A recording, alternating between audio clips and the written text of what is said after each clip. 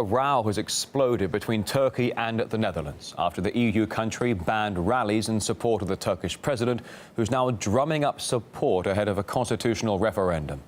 In response, Ankara compared Amsterdam's actions to those of the Nazis. Now, 2 Turkish ministers were effectively barred from entering the Netherlands, and in his latest speech, the Turkish president called the EU state, quote, a banana republic. The Netherlands is not behaving like a European Union member, a law-abiding state. It is behaving like a banana republic. I am calling all institutions that defend democracy and human rights to take a stand against the Netherlands. An apology will not be enough. What we have seen here is unacceptable behavior by Turkey. So, of course, there is absolutely no way excuses can be made. They should make excuses for what they've done. Turkish citizens, both at home and in Europe, have been protesting the Dutch decision. The Dutch embassies in both Ankara and Istanbul pelted with eggs over the weekend. In Istanbul, a flag on top of the Dutch consulate was replaced with a Turkish one. And back in the Netherlands, police resorted to using water cannons and tear gas against Turkish demonstrators. Now, the gatherings banned by the Dutch were aimed at rallying support for a referendum on whether to grant the Turkish president greater powers. Europe's been growing increasingly concerned that Erdogan's rule is becoming ever more authoritarian. RT correspondent Charlotte Dubinsky takes a closer look at the blame game between the Dutch and the Turks. It started as a war of words between the Dutch and Turkish governments, but now it's turned into a full-blown diplomatic issue. One side describing the Dutch government as being akin to the Nazis, and the Dutch saying they will not bow down to the pressure of Turks and sanctions and blackmail from Ankara. So it seems in these cases that nobody wants to say sorry. So who should be the first?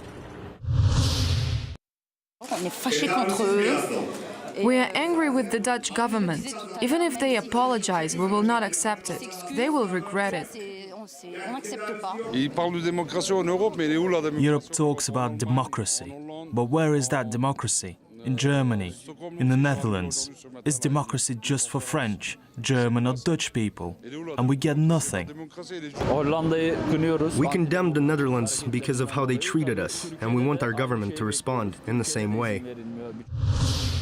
Turkey's in the wrong here, because I don't think you should go towards other countries to influence your own political statements.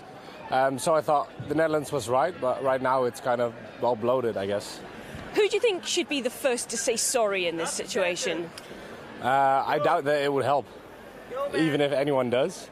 But I think Turkey should acknowledge that they don't have the power over the Netherlands that they think they do. Turkey is the first one to need to make an apologize because the way it goes right now, I don't think it's really nice of them. I think it's fair that we say, okay, they're not allowed to come over here because the intention of coming over here is not the right one. I think Turkey has to say sorry because of what they say yesterday. On the news that they say we are a fascism and a Muslim country. I think that was a fault. But I think the whole problem is that we now creating 2 sides against each other, and that is not the solution. Turkey is not going to say sorry, so I think the Dutch have to be the wiser here. Well, that's the view here in the Netherlands over who should be the first to step up to the plate and say that they're sorry. But whether an apology will be enough to calm the waters, only time will tell. Charlotte Dubinsky, RT, Rotterdam. The Netherlands is not the only state in Europe taking a tough stance on Turkish ministers holding rallies in support of Erdogan on their soil. Germany, Switzerland and Austria have banned the gathering at a number of locations, citing what they call as security concerns. Now, worsening bilateral relations could throw a migrant deal that's currently in place with Ankara even further into jeopardy. For example, under the deal, Turkey is supposed to prevent illegal migrants from reaching Europe. Brussels, in return, aids Ankara financially and promises visa liberalization for Turkish citizens. However, the Turkish foreign minister warned last week that the deal could be called off if Turks don't see visa-free travel soon. Well, Middle East-based journalist Martin Jay thinks that at this point in time, Turkey has the upper hand. The deal itself is on very rocky ground, so I think we need to look now for new ways of opening new lines of dialogue with the Erdogan administration. But in the short term, I think Mr. Erdogan's in a very powerful and very dangerous position. I mean, he is essentially able to do what he wants with those refugees. And last year, the fuses were blowing, if you like, across member states in Europe, with European Council President Mr. Tusk saying we can't take any more refugees. You know, we've reached a limit. That was a coded message from Germany saying, politically speaking, we've run out of capital. You know, if the rise of incidents of petty crime continues, then the Merkel government was looking at possibly not doing well in the next election. So there was political capital at stake then, and I think nothing's really changed. You know, it doesn't bode well for the future. The rift between the Netherlands and Turkey comes days before a Dutch general election. And the leader of the Freedom Party, which currently looks like coming second in the vote, praised the Dutch government's tough stance on Turkey.